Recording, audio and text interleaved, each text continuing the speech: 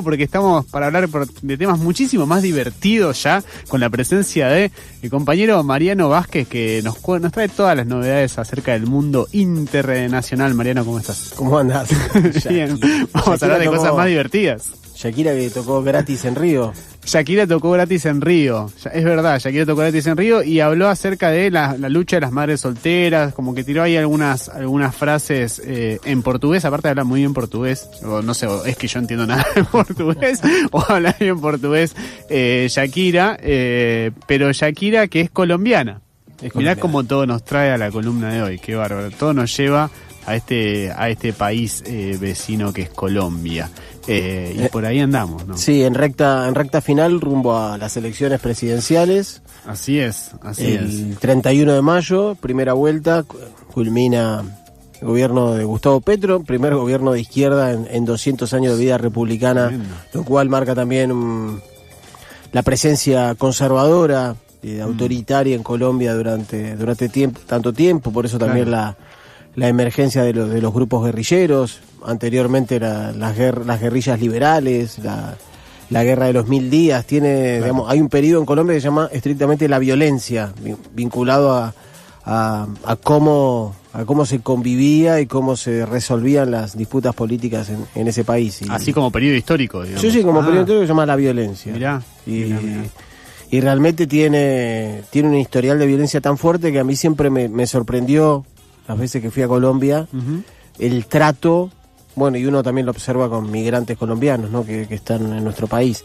Claro. El trato súper amable, súper respetuoso, el uso del lenguaje es sorprendente que una sociedad tan teñida por la violencia durante tanto tiempo, que logró sus acuerdos de paz hace poco, en lo que es 10 años, lo que es en la historia de vida republicana, claro. Nada, 10 años, y que sin embargo esa sociedad tenga unas características tan generosas en sus formas. Es tremendo, está bueno ese contraste que haces, porque claro, uno piensa en una sociedad tan atravesada por la violencia y es tal cual esto que decís de sus formas que son tan correctas o tan así respetuosas cuando uno se cruza con inmigrantes colombianos, que es verdad, tal cual así. Ahora vos decías este periodo que se llama la violencia y bueno, justamente estos días hubo varios ataques, atentados, no sé si podríamos llamarlo a todos atentados, pero sí ataques de cara, cuando faltan nada, un poco más de 20 días para las elecciones. Sí, no queda nada, estamos en la recta final y cada tanto surgen, porque producto de los acuerdos de paz también hubo grupos específicamente de la FARC que no aceptaron, o algunos incluso que participaron de las negociaciones y que volvieron al accionar guerrillero. Y bueno, la última noticia es de Cuenca. Hubo también hace unos meses otra situación parecida, pero está adjudicada al ELN. Claro. Y después tenés todavía los paramilitares, digamos, lo que serían las autodefensas de Colombia, que también generan mucha violencia, porque a diferencia de los acuerdos de paz con la FARC, las autodefensas de Colombia, siempre un brazo armado del Estado, claro. En su momento, responsable junto con el ejército, por ejemplo, de los denominados falsos positivos, es decir, aquellos campesinos pobres a los cuales para cobrar extras como funcionarios públicos del ejército, para conseguir ascensos, los hacían fraguar como combates o enfrentamientos con grupos guerrilleros, y eran pobres campesinos, y ahí surgieron las madres de Soacha, grupos de mujeres que salieron a denunciar esto, y ya, de acuerdo a los registros judiciales, los últimos, hay más de 7.000 casos tremendo. De los llamados falsos positivos, involucramiento de los altos mandos del ejército, obviamente el uribismo. Claro, yo pensé que me ibas a decir unos cientos de casos, pero 7.000 es muchísimo. En su momento ya habían aparecido 5.000 y siempre las madres ahí. Claro. Eso también es para destacar. Siempre las madres encabezando contra toda marea el reclamo por justicia, por reparación. Es interesante esto porque uno piensa en los grupos armados de Colombia y quizás históricamente uno lo asocia más con algún tipo de vínculo más político, más militante, y quizás hoy por hoy esa vinculación sea mucho más hacia el, no sé si en todos los casos, pero hacia el narcotráfico, por ¿no? supuesto. Hoy es como que hace unos 10 años o más ya, diríamos, es como que eso se está muy vinculado al narcotráfico. Mira, cuando fue el auge de los carteles colombianos, con Pablo Escobar y el cartel de Medellín, o los Rodríguez Orejuelas y el cartel de Cali, que era la disputa, y Colombia era por lejos el máximo productor y traficante de drogas, sobre todo hacia los Estados Unidos, como siempre. Y estaban muy fuertes en ese momento las guerrillas. Recordemos que hubo también el M-19, que después llegó a unos acuerdos de paz y se sumó a la vida democrática. La FARC en su momento también en los 80 hicieron los mismos, pero después fueron diezmados. Es decir, los paramilitares asesinaron 2 candidatos a presidentes, asesinaron 8 diputados, asesinaron cientos de concejales. Se calculan 5.000 militantes y dirigentes asesinados que habían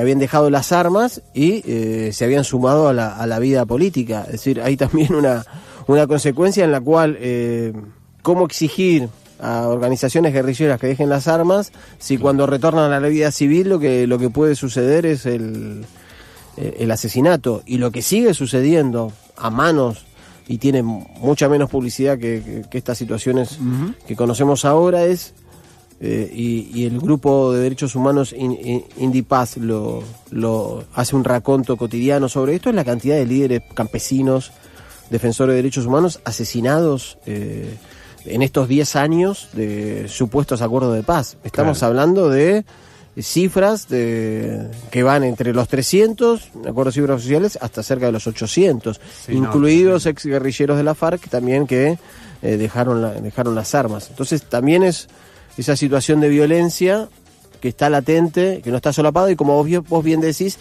en ese momento con los carteles y la presencia de grupos guerrilleros estaban completamente compartimentados, no tenían vínculos, no tenían relaciones, incluso se combatían entre sí.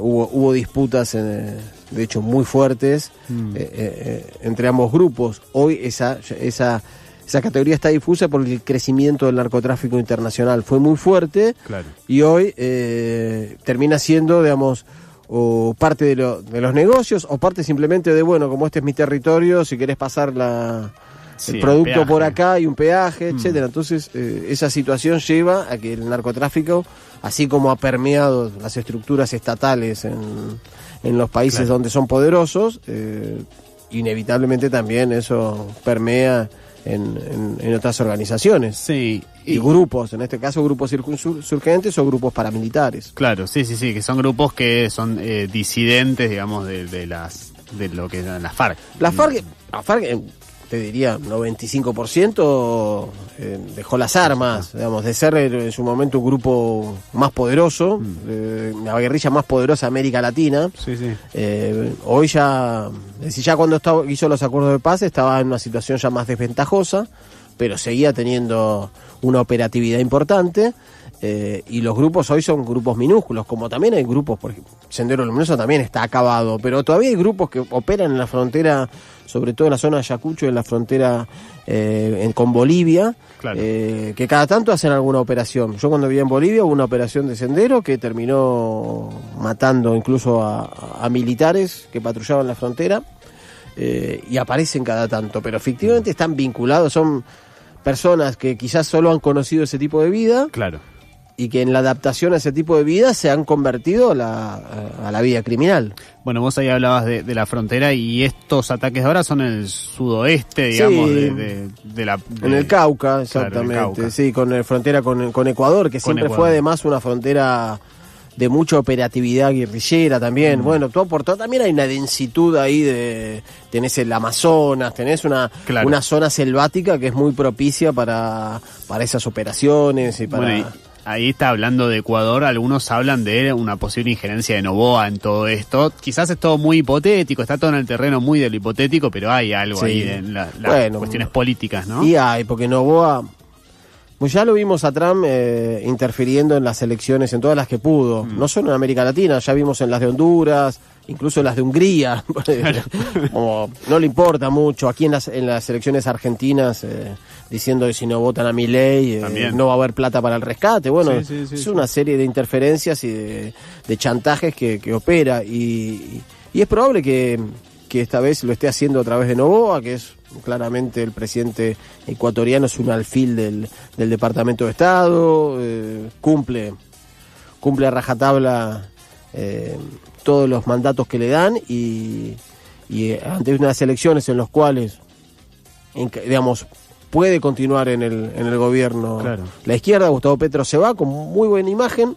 Yo me sorprendió, de hecho, no porque haya hecho un mandato malo, creo que fue muy bueno el mandato, pero cuando observo ese mismo panorama en un periodo presidencial similar, por ejemplo, al de Brasil con Lula, que también hizo una gran presidencia, yo veo a Lula empatado con Flavio Bolsonaro, el hijo de Jair Bolsonaro, y suena insólito. Y bueno, dije, tal vez pase esto, y además porque a diferencia de Lula, Petro tiene un perfil más confrontativo, tiene una cuestión más de tener exabruptos a través de sus redes sociales, es más confrontativo, de enojarse, y a veces esas cosas como bueno, cuando venía para aquí estuve charlando con el Rayo y con Mati acá del programa, y él me decía, un abrazo, está en la casa, y él me tiró una hipótesis que está buena y me dijo, y tal vez no cambió un poco también la visión de Petro una vez que se reunió con Trump y que demostró que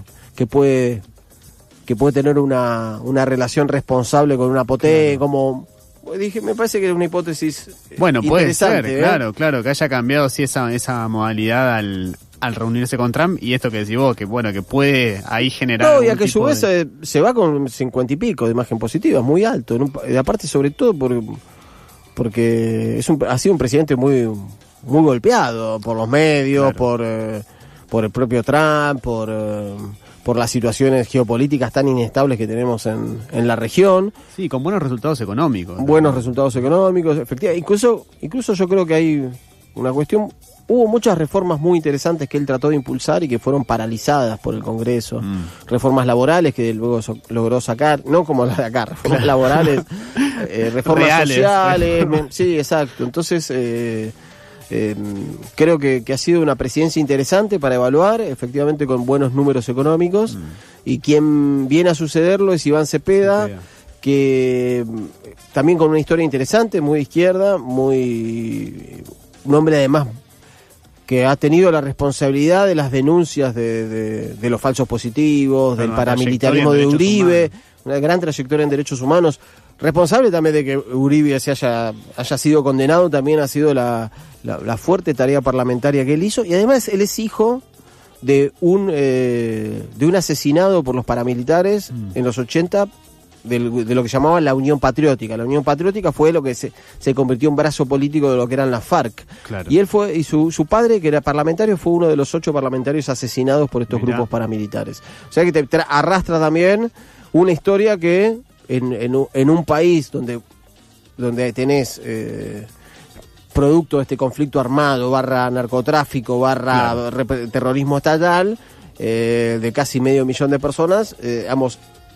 hay una identificación con él. Y hoy, en general, en las encuestas le están dando un piso de 37, 38 puntos, algunas le dan llegando superando los 40 y sacándole a los 2 candidatos de la derecha, uno más de extrema y el otro también porque es del uribismo, sacándole 15, 20 puntos a cada uno. Están estancados esos dos en un empate técnico en los 20 y pico de puntos, 22, 23.